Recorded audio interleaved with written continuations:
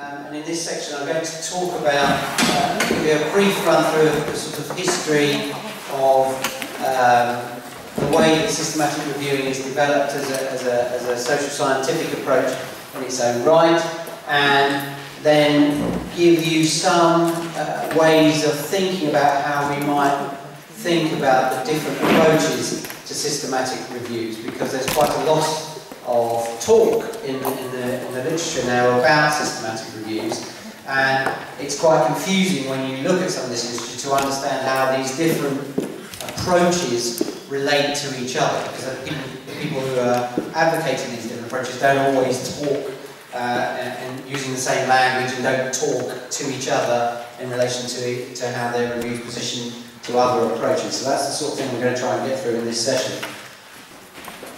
I guess it depends on how you think about what systematic reviewing is as to how long you think it's been of interest. I mean, but reviewing the literature, as we know, is a long history. It's the kind of basic tool of any academic discipline, and so it's always been a part of academic practice and policy-making practice to think about what's happened before and to look at what people have done before and to review what people have written before about what they've done.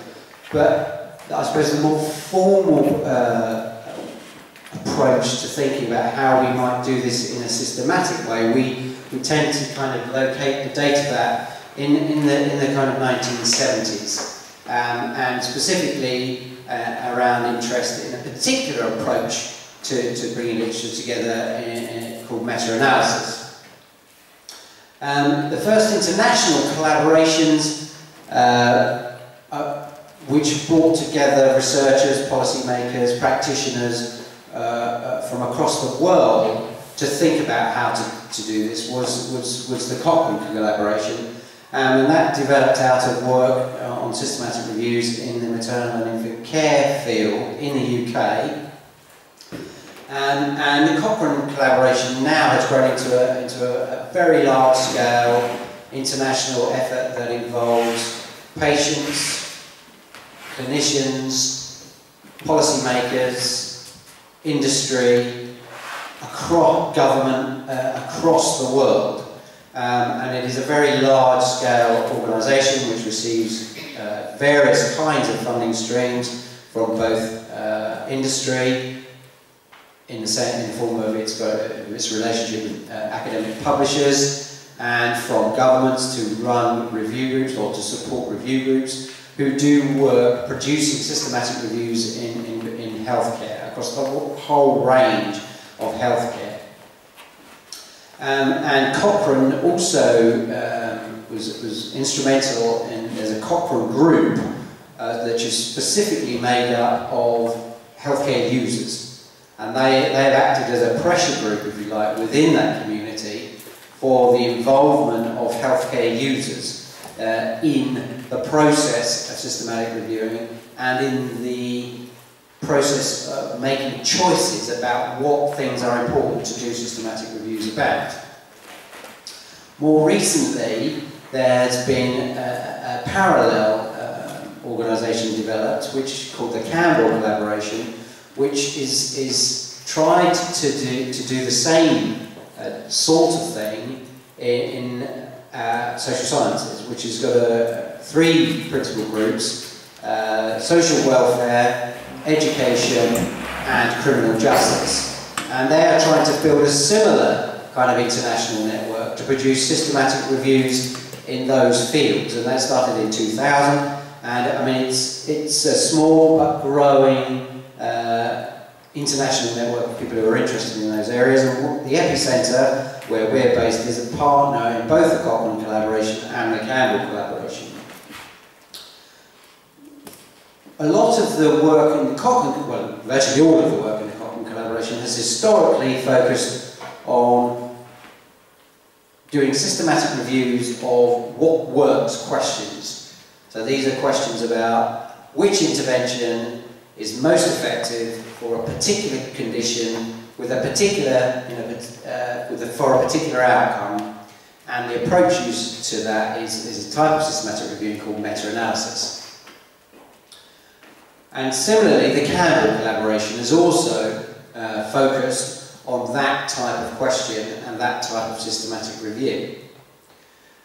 Now, we know that those are very important kinds of questions, and obviously using research to help us identify effective interventions is a very important part of what research can do to help us. It's also an important question for policymakers and the public and parents and children, because they obviously want to know about effective education interventions, effective education policies. But that's only one kind of research question.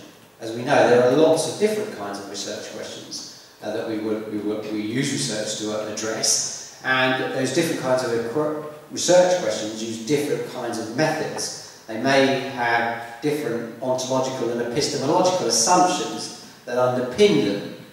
And more recently, the systematic reviewing world, if you like, or the people who do systematic reviews or think about methods of systematic reviewing, have attempted to think more about how systematic review methods need to be developed, what kind of methods we need to use to tackle these other kinds of research questions using systematic review methods and using other kinds of studies. And that's where we see now that there are different approaches to systematic reviewing which vary across a number of different domains. Anybody got any kind of questions about the kind of historical aspects of systematic reviewing? I suppose the other thing to say, in the context of evidence-informed policy and practice, there has been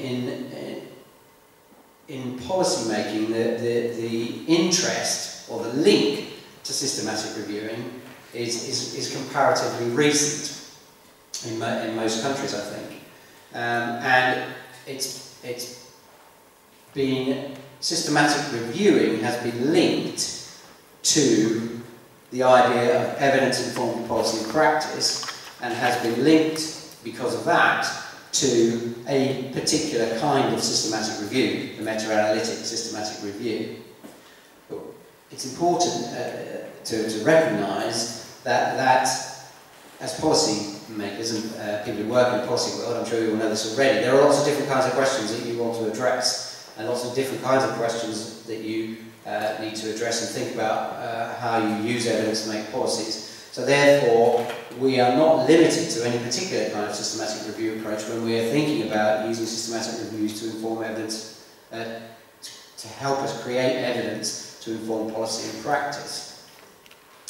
And it's important that even though many people have made the assumption that systematic reviews and evidence-informed policy and practice are the same thing, and that the two are inextricably linked together, and that if you talk about evidence-informed policy and practice, you're automatically talking about systematic reviews, and if you talk about systematic reviews, you're automatically talking about evidence-informed policy and practice. It's important to recognise that they're two distinct issues.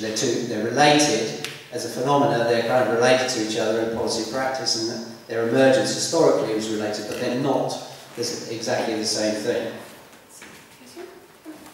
One question, maybe a little bit talk about the phenomenon, but I've been mainly, I think, only seen in UK, which is a kind of a very influential and powerful reports named by a particular person. I mean, it's just one example I have in my mind is a Lynch report about the skills. Like there is one particular, probably very influential and politically somehow, I mean, it shouldn't be maybe a best researcher, but it's rather a kind of the public figure who is putting together the team and writing a report and something with the political recommendations also. Is this phenomenon somehow British, exceptionally, or do you understand what I'm talking about? Yeah. Is this a part of systematic reviews, or is it or how do you evaluate this kind of phenomenon? I haven't seen in other countries, maybe because I don't read about it. Okay. well, in answer to is it something that happens in other countries, I don't know about all other countries. I mean, it certainly happens in the USA and in Canada. And I think what you're referring to is there is a process by which policymakers get help, if you like, by forming some kind of group in order to analyse a particular policy issue or a particular policy problem. So, skills, or what do we do about people who leave school too early or before we want to? Or what do we do about long-term unemployment? Or what do we do to reduce crime? And typically, the system that in the UK is that the government department responsible for that area of policy will appoint a particular public figure to head up a group of people who do the work of drawing together the evidence, synthesising the evidence and making recommendations about what they think should be done in the future. And the person that they appoint to lead that group is usually some kind of eminent public figure. They could be an academic or somebody who used to be an academic. They could be a senior civil servant. They could be very often they're judges, members of the judiciary, senior members of the judiciary. Or somebody who's either expected to have some kind of knowledge of the process, expert knowledge of the subject, or is seen to be able to lead and deliver projects, or is seen to be in a position where they'll be impartial about the subject matter that's under investigation. Now, it's a very interesting question about how these kinds of what we would call expert reviews are carried out. Because one of the criticisms of some of these reviews is if you ask them the questions that you have over here, or if you read the reports that they produce, it wouldn't have all of that kind of information in it. So they wouldn't be able to tell you exactly how they defined the phenomena that was under investigation. So if they were talking about what to do about adult education and training, they wouldn't be able to tell you exactly what the boundaries were around adult education and training that they had set for making consideration of evidence. They wouldn't necessarily be able to tell you how did they choose the kind of evidence that they looked at. And very often they not only read other work, they talk to people. How did they choose the people that they talked to? How did they choose the other work that they referred to? So it's a very interesting question about how this process is carried out and how systematic it is and how rigorous and transparent it is.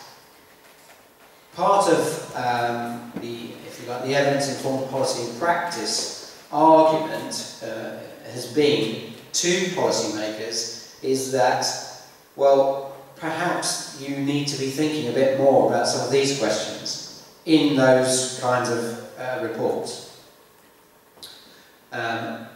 Those reports, we would argue, would benefit if they did use more systematic, transparent and rigorous approaches. And there would be better reports and it would be easier for us to understand where they were coming from, what the perspectives were taken, what conceptual frameworks were used, and how the evidence was chosen, how the evidence was synthesised, and then we'd have a better idea of how they'd arrived at those answers and how to judge what we think of those answers.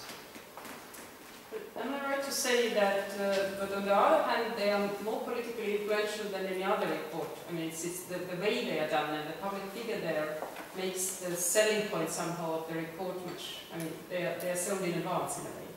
And if I say selling in a way that the politicians are choosing this particular person, you can easily sell this report for the society at large, because you have this particular person leading it. So potentially, yes, I think is the answer. I mean, so it may be. I mean, there are different kinds of reports. So in the UK, it depends on exactly the terms of reference that the Commission has been set up under, because there are some kinds of groups that actually their recommendations are legally binding. So the government has to do something about it, and that's called a parliamentary commission. But that's a very special kind of group. But if,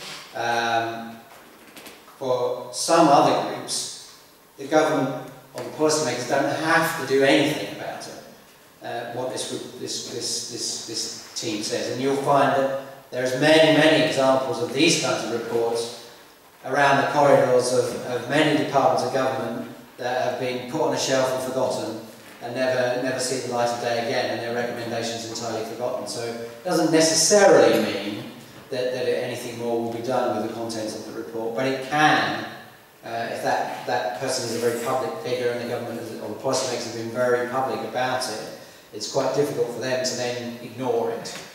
So that's potentially one advantage, but that's something that we'll return to when we're thinking about this issue of communication, how we translate knowledge into practice later on in the workshop. We'll be talking about those kinds of issues. But that's very good. A very good question. Has anybody got any other questions about the sort of history and general type of report that we're talking about? Okay, let's move on to start talking about how we can think about these different kinds of review approach. We obviously in our centre we do systematic reviews. Pretty much our day-to-day job is that we do lots of systematic reviews, and we do them, and we get our questions are generated for us by and large through the people who pay for those reviews. So a government department wants to get a systematic review on a particular topic, and they put out a call for proposals, and we will be an organisation that bids to get the money from the government department to do the review on that particular topic. And education is one of the areas that we work in, but we work across a whole range of different areas of social policy. But as well as actually doing reviews, and we do reviews of all different kinds of questions. We use different kinds of approaches, and therefore we have to use different kinds of data. But we also are interested in trying to think about how you do reviews and developing the methods for doing systematic reviews. And so one of the things that we're interested in is when other people write about how they do systematic reviews and how to do systematic reviews, what do they actually mean? How do we understand this? And how does what they say in their particular approach relate to what other people say in their particular approach? Because a lot of the time, if somebody comes along and says, this is my method of doing a systematic review, this is my approach, and it's fantastic, and it's great because of X, Y, and Z. They don't actually talk about how their particular approach relates to someone else's particular approach. I mean, it's a thing in academia. It's much like a branding exercise. You kind of invent your own method of doing something, and then you say how great your own method is and why it's better than everybody else's, but it's usually kind of not a lot of detail. So one of the things we've been trying to work out is how we can understand the differences between different reviews. So in order to help us get our head around this and try to understand what all these people are saying about the different way of doing systematic reviews, we came up with this framework. We call this the dimensions of difference in systematic reviews. It's simply an illustration of a framework for different ways in which systematic reviews think about or talk about how they approach the process of doing a systematic review. It looks quite complicated, but actually it's not as complicated as it looks. And I'm not going to spend a massive amount of time going through every aspect and every detail of everything that's on this diagram, but you'll be pleased to hear. But it's important, I think, to get a basic understanding of the different approaches that are out there and how they relate to each other. So broadly speaking, we've argued that you can differentiate between different approaches to systematic reviewing on 4 dimensions. The way they treat predefined concepts, the way they use predefined concepts. And what I mean by a predefined concept is, to go back to our example earlier, of the homework. So we can take a position in relation to homework in that we know what homework is. We treat homework as a predefined fixed concept. So we can conduct a study and say, homework is X. This is what homework is. So we can have that could be one kind of study. Another kind of study would treat homework as not a it wouldn't accept it as a predefined concept. It would want to have it as a concept to be explored. So what is homework? What do we mean by homework? It might be part of the study, and it might be part of the review to explore the meaning of homework. So I have to keep looking at the button. I should keep my finger on the right bit, answer. So we can have reviews where we have our predefined concepts are very tentative, so we don't have a fixed view of what homework is. We have an idea that we want to explore homework, but we don't treat it as a fixed concept. We can have other kinds of reviews where we treat the concept as fixed. Homework is this. There is an assumption in the review that we all understand what homework is, we all agree what it is. So that's one dimension. Another dimension of difference is the differences in the type of data. And broadly speaking, we have 2 kinds of data. You have data that's text, data that's numerical or categorical. All of those, both approaches are dealing with phenomena. They're just phenomena conceptualized in different ways. Numbers are just a way of conceptualizing a particular phenomena as a number and counting it. So but we've got different. So we have some reviews where the studies in that review the data that you're using for the review to create, to synthesize, you're working with is text.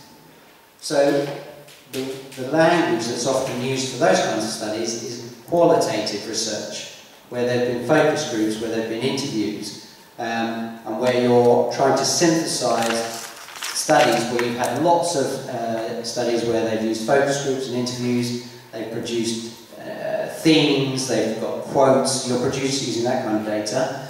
And then the other kinds of studies where the data you're working with is largely numbers, where the results are reported in the form of numbers. So that's another dimension of difference. Then another dimension of difference is the way in which we use emerging concepts in a review. So this is obviously related to the idea of predefined concepts. So we can have some kinds of review where the purpose is to discover new concepts, is that new concepts will emerge as part of the process of doing a review. That's its purpose. At the other end of the extreme, we have reviews where there are few emerging concepts because we're doing a review where we're treating our concepts as established, and what we're wanting to do predominantly is to test established concepts, so kind of hypothesis testing types of reviews. So that's the other end of that continuum. And then the other dimension which reviews can vary on is the way in which theory is incorporated into the review.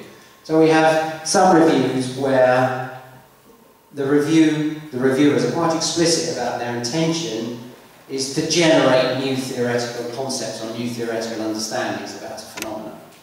We have at the other extreme, we have reviews where it's quite explicitly the purpose of the review is to test theories, to test an existing theory.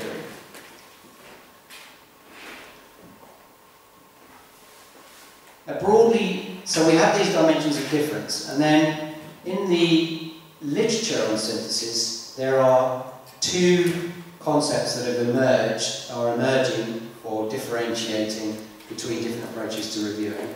And one is the idea where the synthesis is about configuring, and the other is the idea where the synthesis is about aggregating.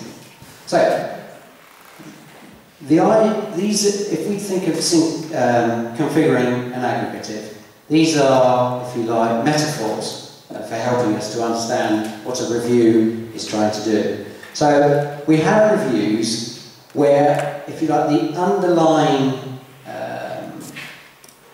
epistemological idea is one of aggregating, adding up. So we take all the different reviews that are there and we add the results of them all together with the idea that the sum of these individual reviews will give us a new answer or a better answer to our question. We refer to those as aggregative types of reviews. And, you know, you can imagine the kind of idea of a pile of stones being a pile of studies that you're putting together to build a tower of knowledge, if you like. There's that is one broad approach to reviewing. Then we have another set of approaches where the underlying epistemological thinking is, if you like, is referred to as configurative reviews, where what we're trying to do here is we don't see that the knowledge is adding one study on top of another study. We see it about as organising the studies as a pattern, exploring the pattern in the studies to complete a picture. So, a metaphor that's often used is a puzzle or a mosaic, where studies are put together to create a picture. The individual studies are organised or configured in a particular way, and from that, a particular picture of the overall meaning of a particular phenomenon emerges.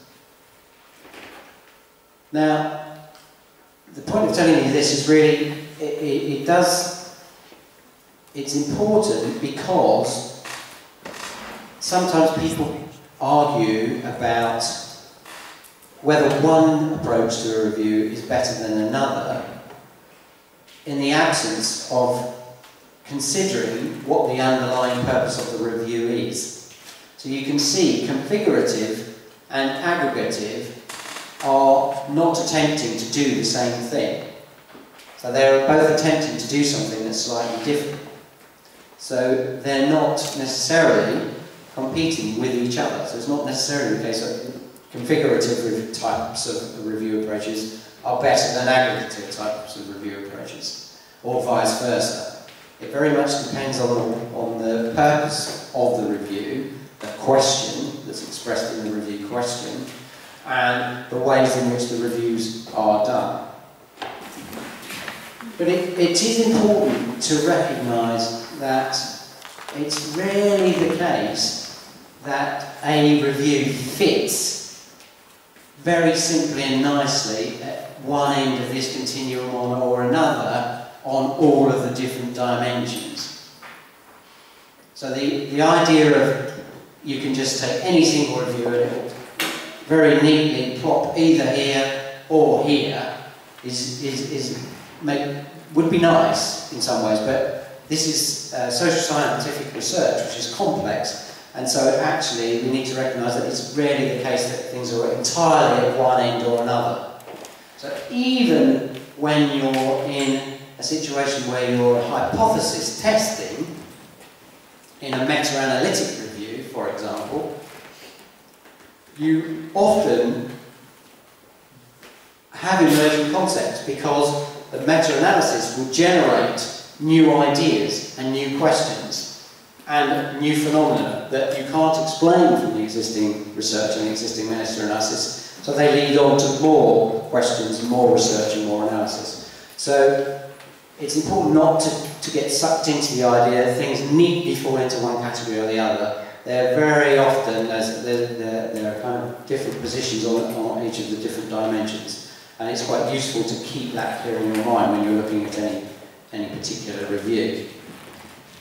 Has anybody got any questions about that? I think that's about as much detail as we're going to go into on that particular point. You can find out more, it's quite a good time now, about that particular idea by reading the absolutely wonderful epicenter book on systematic reviewing that Ricardos, I think, has a copy of, and he can hold up and wave to you there. It's very reasonably priced on Amazon, and by world-leading figures in the field, including Professor Gough, who was one of the editors. Can I just say that there's a free article, costs nothing, on the website which summarises a lot of these issues. So that would be my answer. Yeah, so if you go to the website for the book on Sage Publishing, chapter 1 of the book is free, which talks about the things that I've just been talking about in chapter 1, so you can read that bit for free, which may be of interest to something. Okay, so let's move on now to going through looking at the stages of the review process in more detail. We're going to start off the first stage of our systematic review. We're going to be looking at this issue of setting a review question, thinking about the conceptual framework for our review, thinking about review inclusion criteria, and then you're going to do an exercise thinking about review questions and inclusion. Okay, so systematic reviews are research, and research is driven by questions. Questions are key to all kinds of research. So having a research question and having a properly constructed good research question is absolutely fundamental and key to having a good systematic review. And it's very good, and it's very key to understanding reviews that other people have done, is to understand the question that they were seeking to address. It's important that it is a question rather than a statement of interest. So one of the differences with the kind of expert commission type approach that we were talking about earlier is that very often they don't have a specific question necessarily. They have a statement of a topic of interest, like long-term unemployment or something, or juvenile crime. So they don't have a question, they're not driven by a research question. Systematic reviews must be driven by a research question. So we wouldn't say, oh, what do we do about juvenile crime? Because that's not a systematic review question. What we would say is, which interventions are effective at reducing reoffending juvenile offenders, for example. That's formulating it as a question that you can actually answer by looking at research. Get an answer to. The question is important. We always need a question to be able to do the review processes, but it's not always the case that the question is going to be clear and clearly specified at the start of the review process. So we do a lot of work for governments where they come to us with something like a more general topic interest. So they say something like, what's the value of the arts to society? We want some evidence about the value of arts to society. This would be the kind of thing that the Department of Culture, Media and Sport will come put out a tender, somebody to come along and do some work on that. And what we do when we do reviews is we then work with the people who have commissioned the review and the other stakeholders involved in the review process, to the extent that we can involve other people, to actually turn that general broad statement of interest into a question or a series of questions that you can address. Sometimes, in some kinds of review approaches, just like in primary research, there is a degree of iteration through some stages of the review process to finalise the research question. The research question emerges as an interplay with your thinking about the phenomenon, the concept that you're investigating. So for example, if we go back to the homework example, you might start off with something that's very general. Say, how does parental involvement affect what children do in their homework? But as you start to look at all the different literature on what is homework and what might be meant by parental involvement, you start to think about the question, the different ways in which you could think about that question, and you might firm up your question in particular ways, or specify, firm up is not a very word, focus or specify your question more clearly. But you obviously need, you can do that up to a certain point in the review process, but at some point you need to kind of have a fairly fixed view of what your question is in order to be able to move forward through the review process. The question should be so clear that the selection criteria almost fall out of it. So it's the two things that are an interplay. It should be very obvious, if you've got a well-formulated question, what the selection criteria need to be. And sometimes when you're working through your protocol for your review, so you're designing your review, you get to the stage where you're writing criteria, and the criteria, you're struggling with the criteria, and you suddenly realise, well, that's because the question isn't very clearly specified, or we haven't specified something in our question more clearly, or we need to change the question to reflect more accurately what we want to choose, or what we need to choose to include in our review.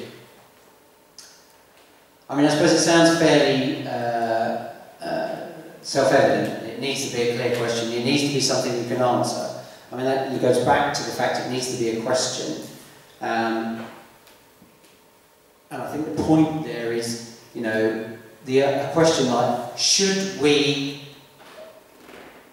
raise the school leaving age? Might be the way in which a politician might come up with a policy question.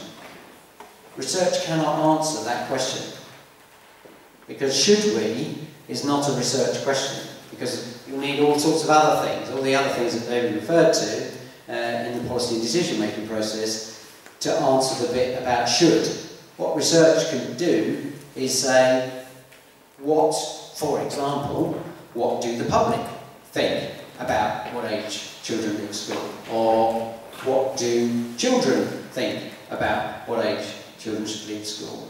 Or what is the difference in education attainment in higher education between children who leave school at different ages? Or what is the income differential for children who leave school at different ages? Those are the sorts of things, questions that research can answer. You then feed that evidence into a more general process of considering the wider question about whether or not you should raise the school leaving age.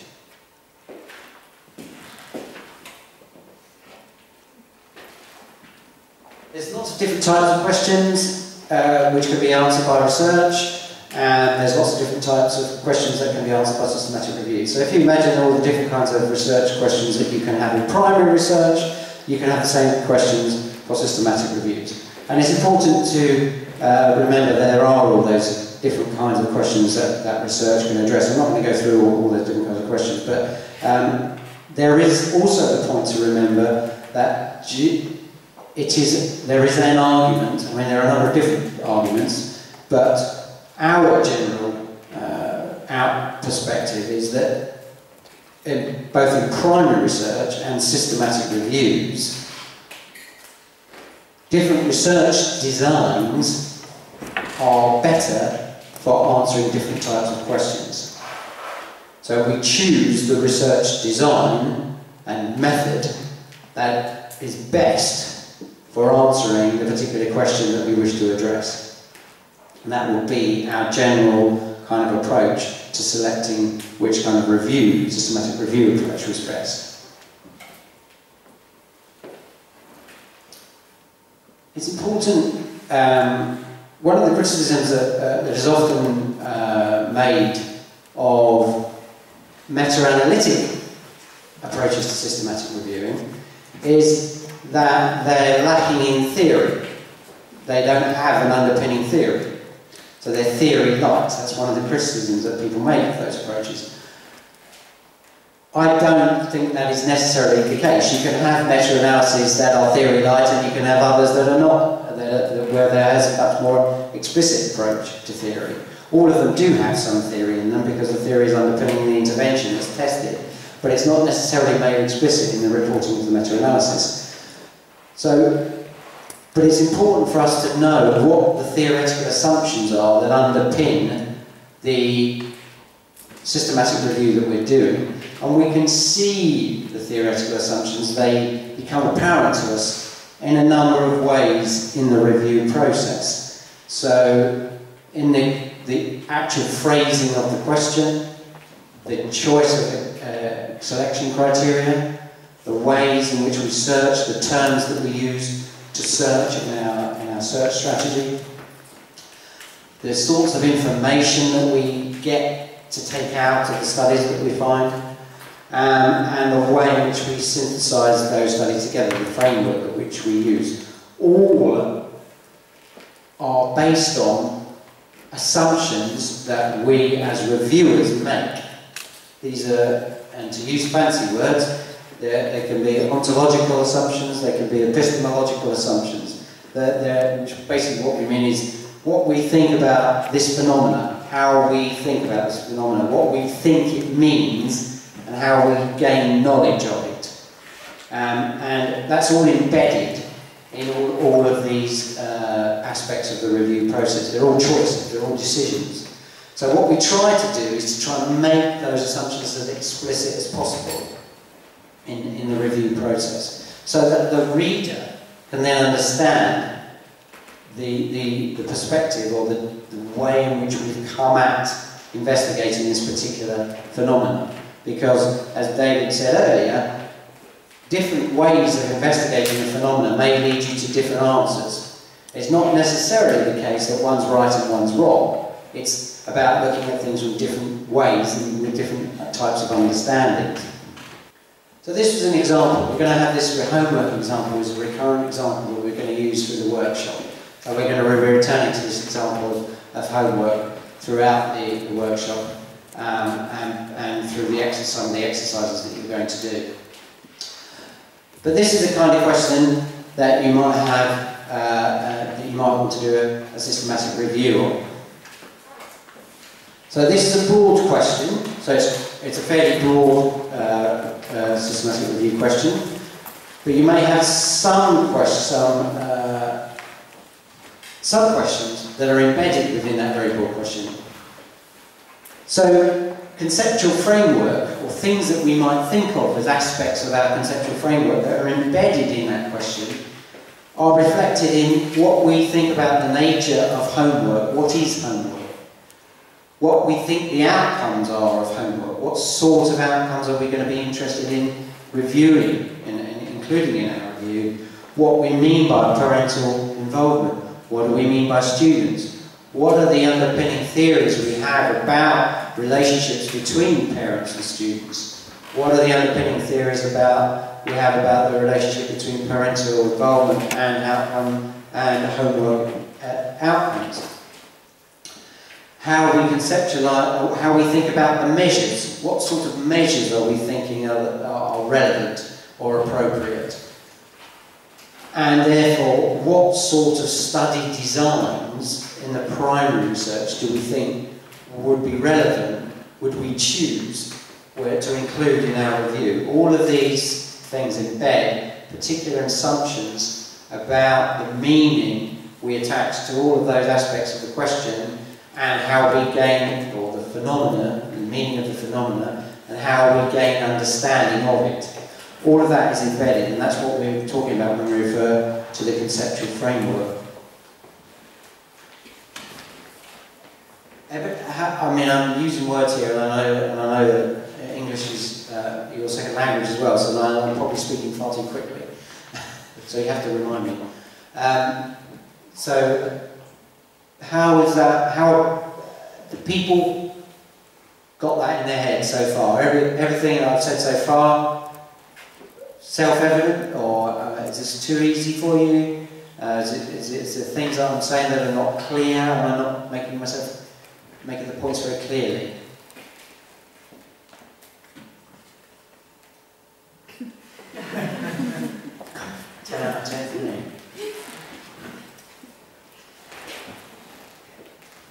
But if you want to have a question or you disagree, please say so. You know, we want you to. So, inclusion criteria. So we refer to these as inclusion criteria or selection criteria. You identified that we need some of these in our review processes. And these are the rules, if you like, that we use when we're deciding whether a particular study should be included in our review or not. Actually, one of the things I did want to ask you, and I know David does as well, we always use this term primary research. Is everybody happy with what we mean by that? So what we're talking about by when we mean primary research, it's the research where somebody's gone out and collected the data, it's been reported in some way in a published paper or in a report somewhere.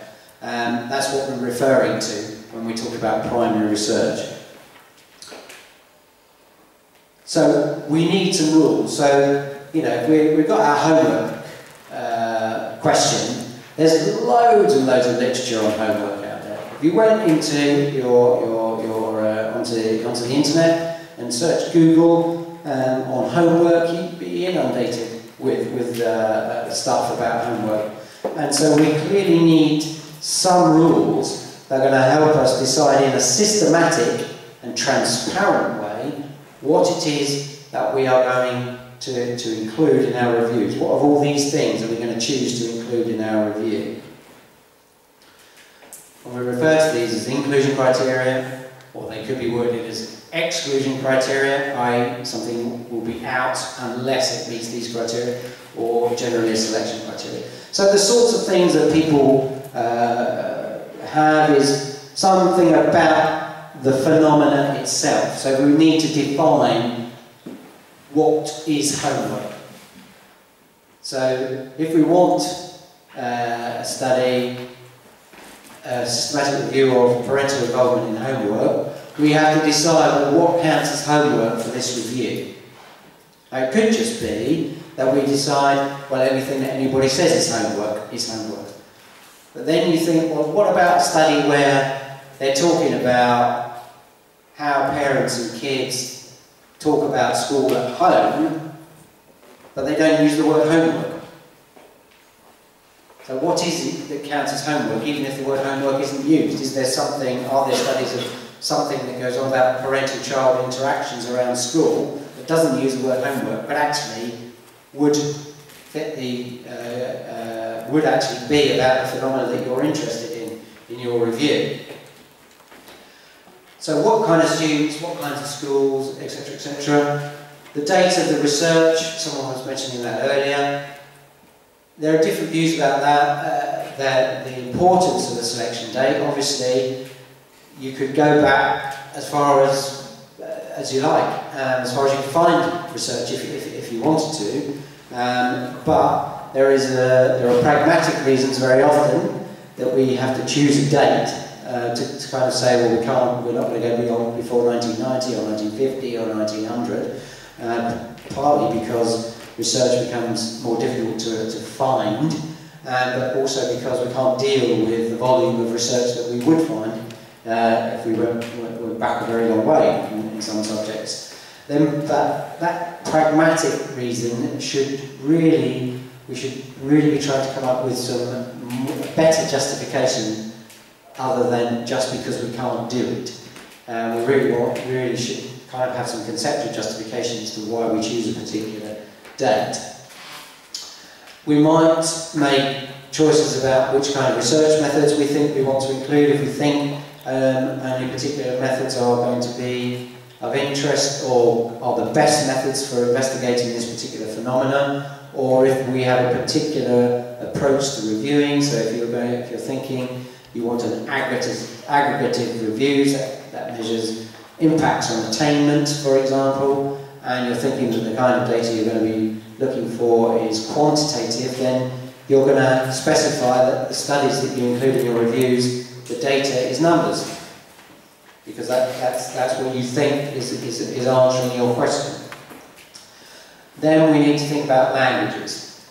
Now, one of the reasons that, or one of the motivations for systematic reviews in general, is that we want to we want to achieve the aspiration of making better use of existing knowledge in all areas, in all kinds of phenomena.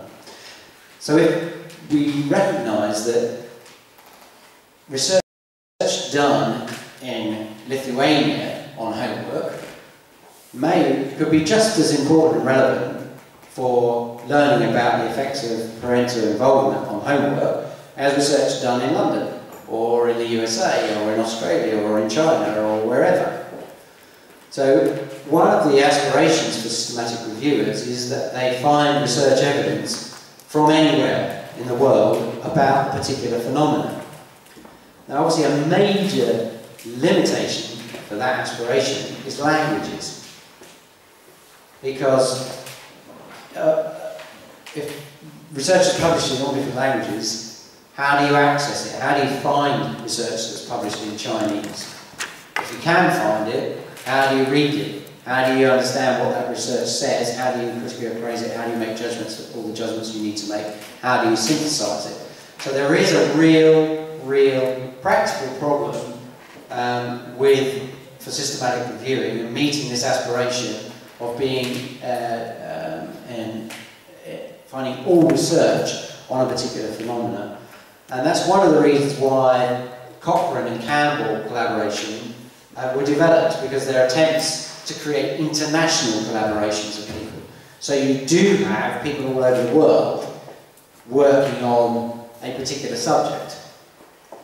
So, for example, I'm engaged in a review at the moment about vocational education and training, and we're working with people in the United States because in their team they have people with Spanish language skills, so they can actually search for and find all the papers in Spanish. And there's actually a lot of research on vocational education training in low-income countries that's been done in Latin American countries and has been published in Spanish. So, but it is a real challenge. But I mean, one of the things that I don't know what things are like here, and that could be something to discuss. In Lithuania, Estonia, Latvia, is that the whole evidence-informed policy and practice initiative and systematic reviewing is about looking at evidence from everywhere, not just the evidence in your own country. And thinking, well, what can we learn from all this evidence about the phenomena that we're investigating? Now, obviously, there are all sorts of challenges there about how that relates to the context that you're in, which is another set of challenges that we need to talk about. But in principle, the idea is that we're trying to find evidence from anywhere. So thinking about how you're going to deal with language issues, and whether in fact the reality is you're limited to English language, is an import or Lithuanian or whatever it might be, then you need to think about that and make that explicit. So this is just an example from a systematic review that was carried out on the influence of impact of homework attainment in primary school children, of a set of criteria that review had for selection of studies. So they had something about the participants, something about the settings where the kids went to school, something about what is meant by homework, something about the study design, something about when it was published, and something about the language of publication. So that's a kind of example of systematic review.